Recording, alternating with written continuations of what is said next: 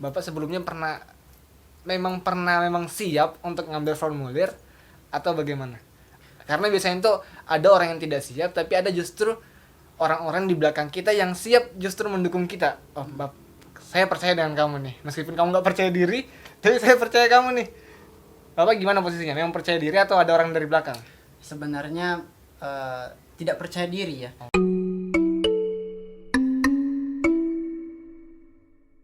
Halo teman-teman, jadi hari ini kita kedatangan pemimpin mahasiswa di Fakultas Keguruan dan Ilmu Pendidikan Universitas Mula Warman, Gubernur BEM FKIP. Yang ketiga, Bukan Universitas Mula Warman, fakultas. Fakultas Keguruan dan Ilmu Pendidikan di Universitas Mula Warman. Beliau ini terpilih sebagai Gubernur BEM FKIP tahun ini dari 2020 ya. 2020. Terpilihnya 2019, ya jabatnya 2020. Oke. Oh, pelantikan di 2019 kemarin. Jadi kita mau ngobrolin soal bagaimana bisa Kak Bima ya, Kak. Nama asli Kak Bima Nama ya? asli Muhammad Bima. Muhammad Bima. Saya panggil Bang Bima aja deh. Bang Bima.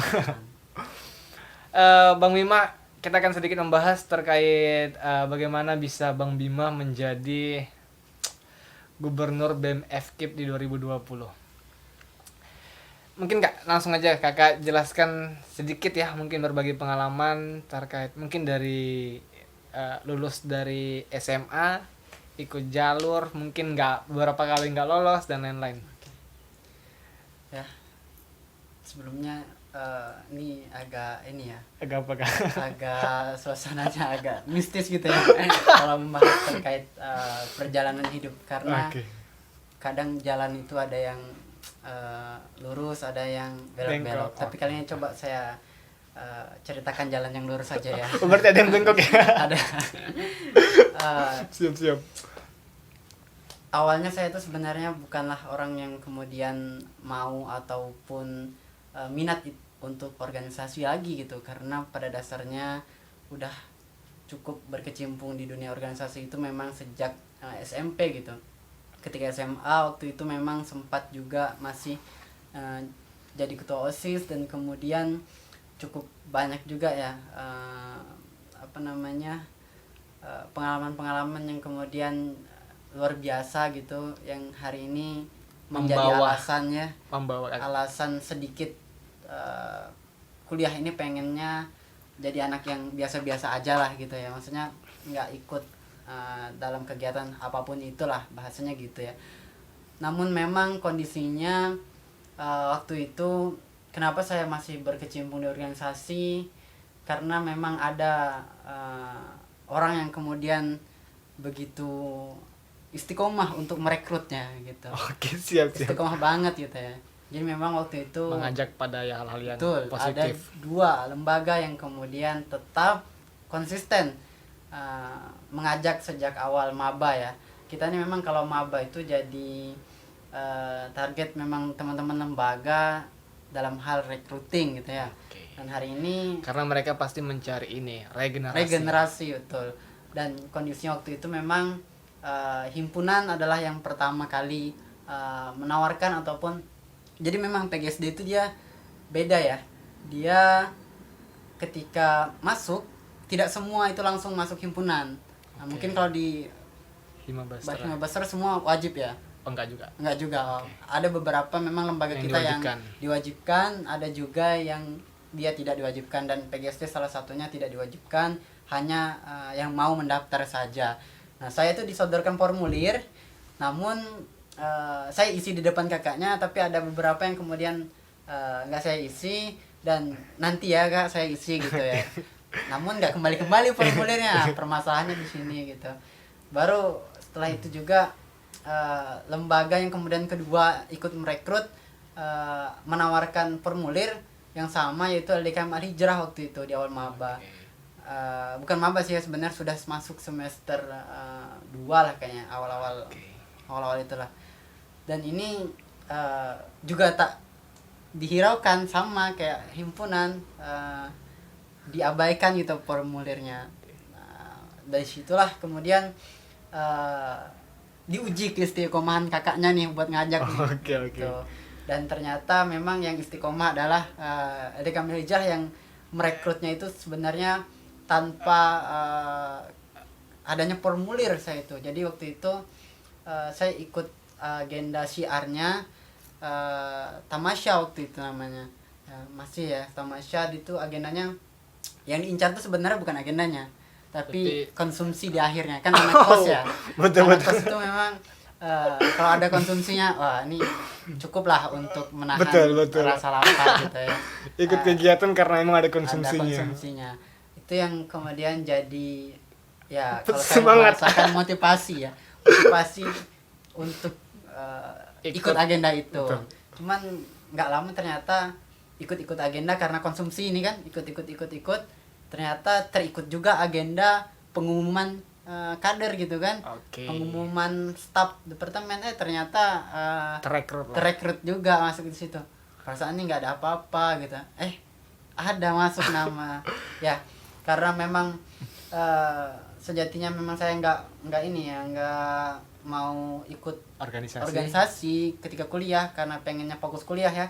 Karena berat jujur ya, perjuangan kuliah masuk itu luar biasa, walaupun saya ini jalur SN kemarin cukup berat karena waktu itu jurusan ataupun program studi PGSD sempat tidak mendapatkan kuota terkait beasiswa bidik misi ya. Jadi saya itu gagal di gelombang pertama, namun lolos di gelombang kedua sehingga lanjut kuliah. Seandainya enggak, mungkin ya enggak berada di depan kamera ini ya, enggak berada di sampingnya Bang Ledek nih. Mungkin dengan seiring berjalannya waktu ya, karena saya nggak enakan juga nih langsung menolak gitu ataupun langsung pergi begitu saja ya, karena udah terlanjur akrab nih sama abang-abangnya lah bahasanya, karena banyak juga senior himpunan gitu yang ada di situ, sehingga cukup nggak enakan kalau misalkan langsung pergi begitu aja gitu dari forum ketika agenda-agenda tersebut. Nah, jadi seiring berjalan waktu saya memang tidak aktif waktu itu. Nah, di organisasi itu. Iya, di organisasi itu saya tidak aktif. Nah, karena memang pada dasarnya nggak pengen berkegiatan, pengennya kan ya enaknya kita kan kuliah pulang gitu ya. Cuman waktu itu saya ngekosnya di Gang 8 depan kampus saja, dan bosan juga ternyata, nggak ada teman di kos. Kuliah pulang nggak ada teman kegiatan di kos. Akhirnya ya ke kampus lah, ya jalan-jalan aja cari ke kesibukan. kampus, cari kesibukan gitu ya, cari teman lah bahasanya, dan ngikut ya agenda-agenda itu. Ternyata yang sering ngadakan agenda waktu itu memang kebetulan Ade Kamil Hijrah gitu, dan itu yang membuat saya kemudian lambat laun aktif di organisasi tersebut, karena luar biasa saya melihat ya di dalamnya banyak kemudian nilai-nilai yang bisa saya ambil, yang sebenarnya waktu sebelum dari kuliah tidak pernah saya diajarkan nilai-nilai yang demikian itu. Itulah kemudian membuat saya aktif di situ, dan tidak lama kemudian jenjang singkatnya ya, singkat cerita naik jadi PLT pertama, PLT naik kemudian jadi kepala departemen, kemudian baru jadi ketuanya ya. Baru waktu jadi ketua itu juga baru saya masuk terdata di himpunan gitu pada tahun 2019 ya. Itu pun agak Akhir. Ya agak akhir lah bahasanya, nggak agak akhir juga sih, pertengahan lah. Di waktu itulah kemudian sampai pada hari ini jadi gubernur BEM FKIP. Dan sebenarnya ini nggak diharapkan dan nggak diinginkan di waktu sebelum masuk kuliah, dan seiring masuk kuliah ternyata kembali berkecimpung di sini. Memang betul ya, kadang orang mengatakan ada yang kemudian hari ini kita rasa nggak pengen kita lakukan, tapi ternyata itu berjalannya waktu tiba-tiba aja bisa jadi kita lakukan gitu. Jadi memang hidup itu simple, jalanin aja dan berjuang ya. Kalau tanpa perjuangan itu bukan kehidupan namanya. Siap. Jadi kalau mungkin waktu itu tidak dapat beasiswa bidik misi, Kalau waktu itu sempat memang diumumkan pertama itu nggak lolos ya, Oke. sehingga eh, nggak memang niat nggak lanjut kuliah. Cuman orang tua ya yang betul-betul memotivasi saya untuk bisa eh, berjuang aja dulu katanya. Dalam artian orang tua saya masih mampu untuk eh, mengongkosi atau membiayai sementara ini, nanti coba cari pekerjaan gitu ya di. Oke, sambil gitu ya. Iya, sambil. Oh, berarti orang tua berharap kuliah sambil bekerja. Iya, nggak juga pengen kerja yang kemudian mengganggu kuliah. Yang penting nanti bisa mencukupi lah, yang penting cukup aja. Namun kemudian ketika udah masuk ya, dari sekolah memberitahukan memang ini ada yang kedua gitu, bisa diurus lagi gitu ya, langsung aja diurus dan alhamdulillah lolos gitu. Dan itu sangat luar biasa ya, memberikan kemudahan banget gitu. Dan waktu itu saya sempat mendengar kabar memang kenapa bidik misi ini kemudian dibuka kembali gitu untuk jalur SN. Ya SN ya, pertama itu memang ada yang mengadvokasikan juga gitu, dan itu teman-teman lembaga pastinya, teman-teman BEM di waktu zaman itu ya 2016 ya. Mungkin singkat itu ya, sedikit ya. Tapi orang tua juga bersedia juga kan kalau misalkan sudah menyisihkan kalau misalkan tidak dapat beasiswa, anak ini harus lanjut kuliah pokoknya. Ya waktu itu orang tua tetap sebenarnya kalau dari pihak mama ya itu memang agak kurang meyakinkan gitu anaknya. Di sisi lain bukan karena biaya, tapi karena Anaknya. ya karena anaknya nggak ini aja gitu. Memang biasa dekat banget gitu sama orang tua kan. Jadi karena nggak pernah terpisah ya bahasanya ya gitu. Ketakutan itu ya. Ketakutan itu kan. Walaupun sebenarnya dekat aja sih, nggak terlalu jauh juga, paling 3,5 jam gitulah sampai. Iya. Di mana lokasi? Ya, tempat tinggal asal. Asal sebenarnya orang-orang kalau nanya gitu bingung ya jawabnya. Asal nih tempat lahir kah atau dia tempatnya domisili gitu. Oke. Kalau di domisilinya waktu sebelum masuk kuliah itu kan di Muara Muntai. Kecamatan Muara Muntai dan Kabupatennya Kutai Kartanegara. Dekat aja sih, nggak terlalu jauh. Bisa pakai jalan darat, bisa juga pakai air. Iya, jalur air. Tuh. Anda pernah kepikiran nggak Pak terkait ini? Pernah. Maksudnya kenapa harus mau? Karena kalau jadi gubernur kan harus menyatakan siap dulu dan kita ngambil formulir. Betul. Bapak sebelumnya memang siap untuk ngambil formulir atau bagaimana?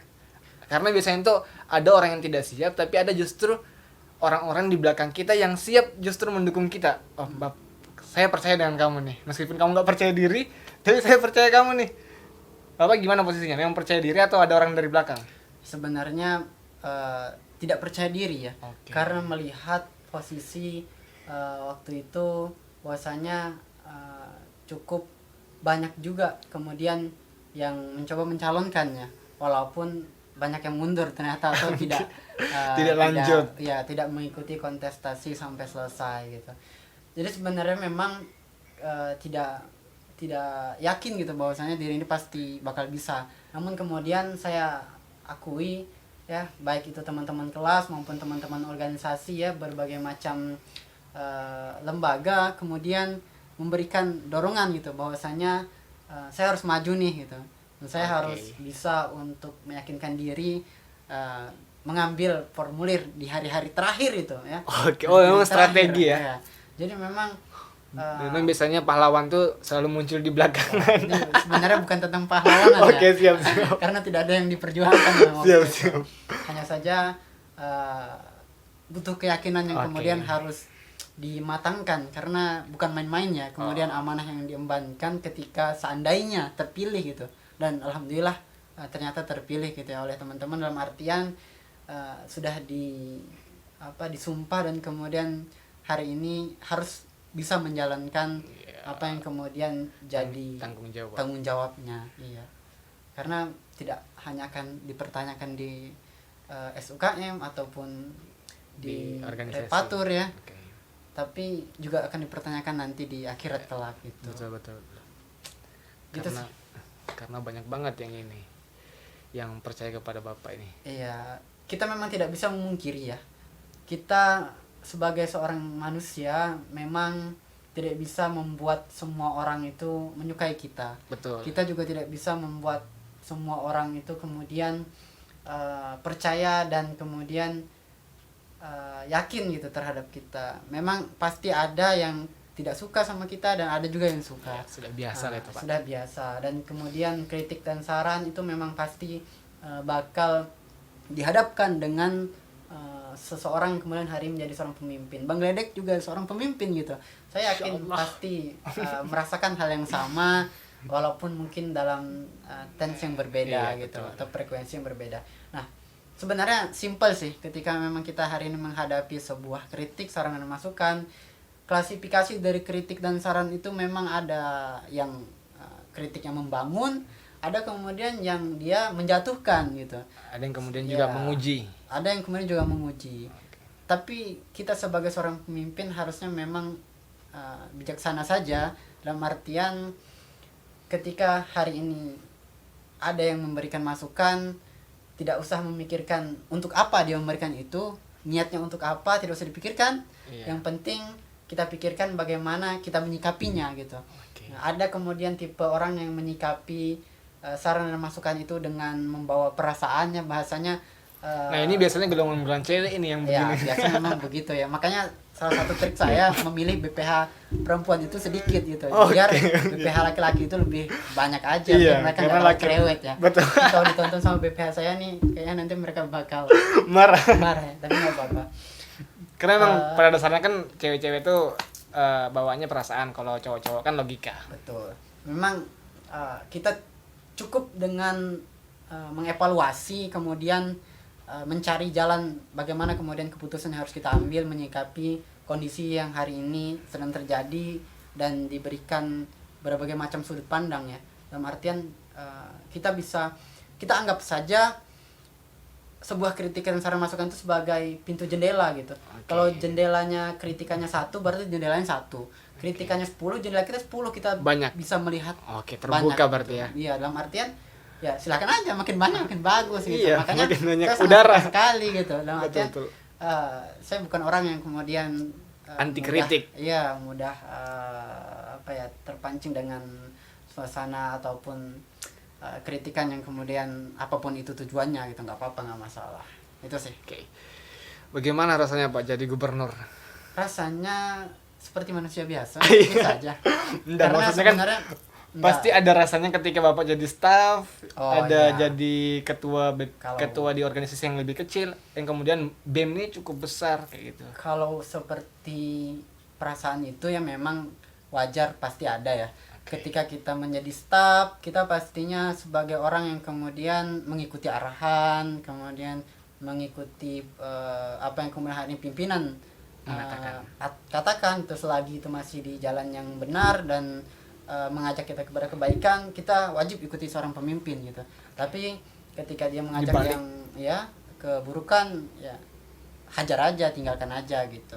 Kemudian ketika kita menjadi seorang BPH ya, sebenarnya kurang lebih sama dengan jadi pemimpin, karena dia juga memimpin sebenarnya. Sejatinya memang semuanya pemimpin sih, tapi memang ada tingkatan-tingkatannya. Nah, kalau misalkan tadi di kader dia memimpin dirinya sendiri, bagaimana dia memanajemen kepribadiannya ya, manajemen waktunya, mengikuti arahan dari pemimpin. Tapi ketika dia jadi BPH ataupun Dia yang kemudian mengarahkan. dia bukan lagi orang yang dipimpin, dipimpin oleh orang lain gitu. Dia dipimpin oleh pimpinannya, tapi dia juga memimpin bawahannya gitu. Betul. Dalam artian anggota-anggota daripada bidangnya atau departemennya. Nah, dia ini adalah roda penggerak gitu. Jadi udah berbeda nih fokus kerjanya nih. Kalau BPH nggak bergerak, bakal mati gitu, bakal mati, dan dia harus sinkron dengan pemimpinnya bergeraknya gitu. Jadi rasanya memang pasti bakal beda ya. Kalau lagi jadi staff, kita ngikut aja, walaupun kita kontribusi ide dan gagasan, tapi tetap kita mengikuti arahan gitu pimpinan. Tapi ketika jadi BPH itu udah menjadi orang yang menggerakkan, dalam artian lebih gercep satu langkah ke depan. Kalau jadi ketua pimpinan yang tertingginya, ya dia harus minimal gercepnya 3 langkah gitu, dalam artian harus lebih satu langkah di depan daripada BPH-nya ataupun kemudian kader-kader yang di bawah. Mengapa demikian ya? Karena sejatinya kalau misalkan hari ini logika atau analogi kita seperti sebuah perahu ataupun sebuah bis gitu ya, pasti ada setirnya gitu. Jadi kalau setirnya ini nggak ada, ya siapa yang kemudian mengarahkan Betul. daripada penumpang-penumpangnya ya, ini. penumpang-penumpangnya nih, gubang-gubangannya ini bisa aja kesana kemari gitu kan. Nah itu sih. Ini Pak, terlepas dari tanggung jawab dan lain sebagainya, agak sensitif sih pertanyaannya. Abang ini pernah bangga nggak dengan jabatan sebagai gubernur? Oh, bangga ya. Jadi kalau perasaan bangga ini perasaan yang manusiawi saya katakan ya, karena semua orang pasti memiliki itu gitu. Ya, betul. Bohong kalau ada yang mengatakan Punya saya, jabatan tapi ya, nggak bangga. nggak pernah bangga, itu bohong gitu. Saya mengatakan saya bangga, kemudian hari ini bisa menjadi seorang yang bermanfaat untuk orang lain, bukan dalam artian bangga karena saya lebih tinggi daripada yang lain gitu, tidak. Karena sejatinya seorang pemimpin adalah dia yang melayani sebenarnya gitu, hanya saja Karena dia yang diberikan namanya, kepercayaan gitu. Ya, kan. diberikan kepercayaan tersebut. Ya mungkin demikian kalau dipertanyakan hal tersebut. Mantap, luar biasa. Jadi bagaimana Pak cara ini nggak merasa terhambat nggak terkait terhambat tuh Ini pasti ya. sensitif nih. Ini kayaknya sensitif mengarahnya nih ke masa depan kayaknya nih. Nah kalau terhambat kan sudah pasti ya terhambat. Maksudnya bagaimana cara Bapak menyikapi hambatan-hambatan ini di masa COVID? Sementara ini harus terus berjalan dan Bapak juga harus terus berjalan dan Bapak juga harus lulus kan? Dan Bapak harus meninggalkan. Kata-kata lulus kayaknya sensitif. Karena tadi kalau dialihkan ke menjalankan organisasi di masa Covid kayaknya itu pengalihan aja ya. Enggak, bukan. Oh, bukan, atau memang itu pertanyaan Bukan, asli. pertanyaan asli itu. Oke, lanjut. Pertanyaan asli. Jadi hambatan di masa Covid, terus tuh Bapak harus terus menjalankan kepengurusan ini, sementara Bapak juga harus pindah, maksudnya harus keluar dari kepengurusan ini, harus ada selanjutnya. Itu bagaimana cara Bapak ini? Bantu saya menyimak kembali ya. Oke. Jadi Bapak ini kan sekarang jadi gubernur. Harus menjalankan tanggung jawabnya selama satu kepengurusan. nah, betul. Dalam menjalankan tanggung jawab ada banyak hambatan. Betul. Oke. Cara Bapak ini harus lulus. Satu. Bapak ini harus lulus satu. Yang kedua, Bapak ini harus menyelesaikan tanggung jawab. Sementara banyak hambatan. Bagaimana Bapak menemukan orang-orang yang akan melanjutkan kepengurusan ini, organisasi ini? Jadi memang ketika kita berbicara organisasi secara umum ya, teman-teman sekalian, kendala itu pasti ada ya. Oke. Pasti kita temukan. Tapi sepertinya tadi kita berbicara tentang tuntutan sih. Tuntutan dari saya gitu ya. Oke. Tuntutan lulus, tuntutan Tanggung jawab. akademik ya, tuntutan akademik sama tuntutan non akademik lah bahasanya. Dalam artian saya harus memikirkan kuliah gitu. Iya. Di sisi lain saya harus memikirkan organisasi dan kedua-duanya terhambat karena kondisi hari ini. Betul. Gitu, halangan dan rintangan.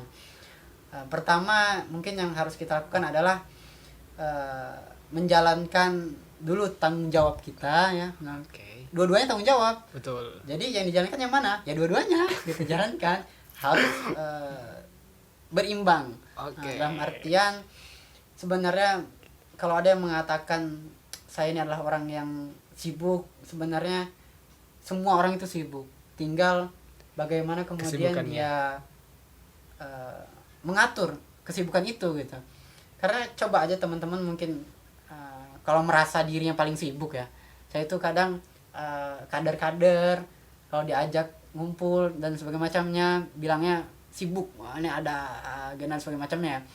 Padahal sebenarnya kalau di rundown-kan ataupun ditulis gitu jam-jam kerja kita itu satu hari itu dijadwalkan sebenarnya lebih banyak jam kosongnya daripada jam kegiatan. kerjanya, jam kegiatannya gitu.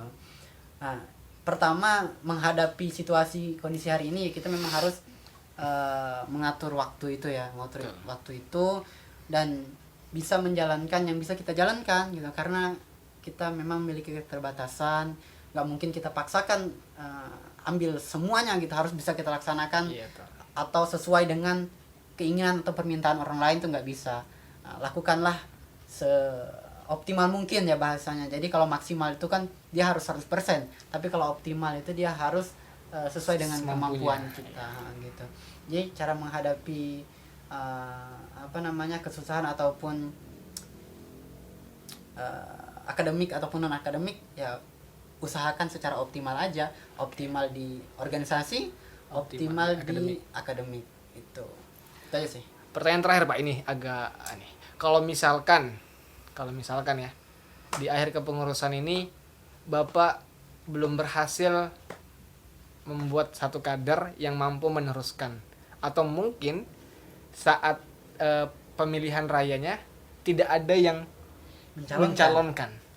Sebenarnya cukup sedih ya kalau misalkan seperti itu. Karena mengingat FKIP itu luar biasa gitu kader-kadernya. Siap. Semua himpunan itu luar biasa gitu. Sebenarnya bukan tugas dari saya dan bukan hanya BEM. tugas dari Badan Eksekutif Mahasiswa, tapi ini adalah tugas seluruh lembaga yang kemudian hari ini menjadi bagian daripada birokrasi kita gitu.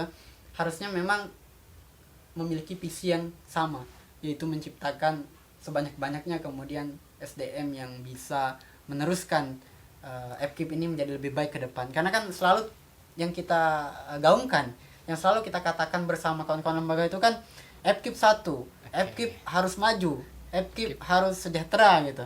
Nah, kita gaungkan itu, tapi upaya kita apa? Pertanyaannya itu. Tidak satu. Nah, upaya kita apa untuk melakukan implementasi dari perkataan kita tersebut. Maka yang harus kemudian hari ini kita lakukan adalah kita semua hari ini lembaga FKIP harus mampu bekerja sama untuk bagaimana kemudian melahirkan kader-kader kita yang terbaik dari masing-masing lembaga gitu. Bayangkan kalau semua mampu melahirkan generasi terbaiknya, kita akan memiliki demokrasi yang luar biasa. Betul. Gitu. Bayangkan saya kalau satu semua lembaga ada satu lembaga itu minimal satu gitu.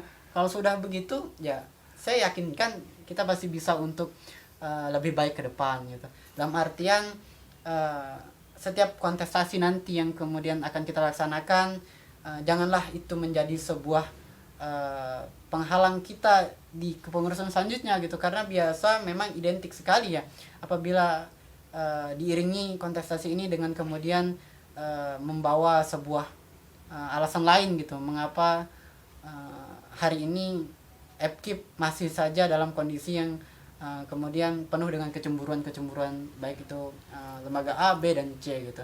Maka tugas daripada mencetak kader itu adalah seluruh lembaga yang ada di FKIP ini.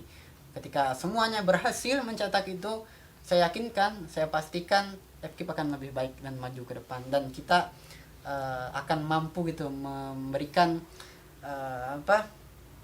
keadilan, kesejahteraan bagi mahasiswa. Ya, kita ada kuis hari ini. Kuisnya boleh dari pertanyaannya dari Kak Bima, Bang Bima. Oh, saya ya. Bebas Kak, satu pertanyaan aja deh. Satu Nanti pertanyaan. 2 saya. Oke. Pertanyaan pertama dari saya Oke. adalah siapakah nama asli dari Bang Gledek? Mantap. Oke, itu pertanyaan pertama. Pertanyaan kedua dari saya aja deh. Berasal dari manakah asal domisi? Berarti kalau teman-teman tahu berarti tadi dengarkan ya. Oh, iya. Domisi Bang Bima yang dari mana? Muhammad Bima. Jawab itu. Pertanyaan ketiganya untuk sponsornya jadi. Di mana lokasi ayam serondeng? Oh, tampakkan dulu. Oke. Ayam serondeng. Oke. Di mana lokasi ayam serondeng? Yang jelas Samarinda, maksudnya alamat jalannya. Oh, lah, macam. Alamat jalannya di mana?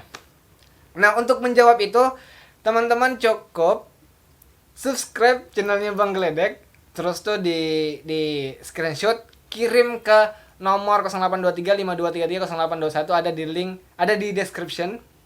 Kemudian berlaku 1 hari ke depan. Jadi hari ini di post sampai besok malamnya.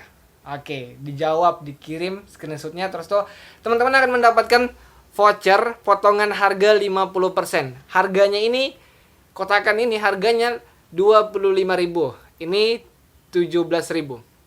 Potong bagi 2, itu teman-teman dapat bayar. Untuk 3 orang pemenang. Oke. Dan langsung ke ini aja, langsung ke tempatnya. Nanti kalau misalkan teman-teman sudah screenshot, kirim ke nomor yang tadi. Nanti akan di tahu lokasinya dan teman-teman langsung bisa ke sana makan di sana. Itu guysnya. Oke Kak, langsung Kak, satu penutup. Harapan Kakak terhadap FKIP ke depan. Harapan saya terhadap FKIP. Iya, karena kakaknya enggak menutup kemungkinan akan pergi kan meninggalkan FKIP. Iya, betulan Kak. Harapan Kakak apa?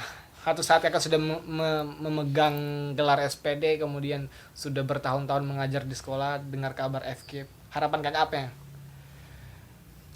Harapan saya untuk FKIP adalah bagaimana nanti ke depan FKIP bisa melahirkan sumber daya manusia yang bisa mencerdaskan kehidupan bangsa, karena background kita adalah pendidikan. Betul.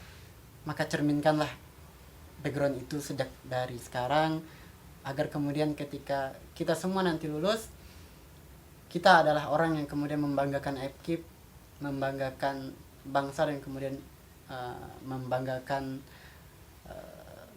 negara, dan tentunya adalah guru-guru kita atau dosen-dosen kita yang kemudian mengajar kita gitu. Itu harapan pertama saya bagi FKIP. Kemudian kedua, harapan saya adalah kita semua, khususnya teman-teman yang berkecimpung kemudian hari ini di lembaga, jangan pernah bosan ya, dalam artian jangan pernah merasa kita ini nggak digaji kemudian sia-sia. Betul. Tidak gitu. Karena jujur saja, ketika kemarin saya waktu maba meniatkan diri untuk nggak lagi berkecimpung di organisasi, tentunya saya kemudian tidak akan mendapatkan begitu banyak pengalaman sampai dengan hari ini. Hanya karena organisasilah kemudian saya mampu untuk mendapatkan pekerjaan sekarang, walaupun belum lulus gitu, udah ngajar ya.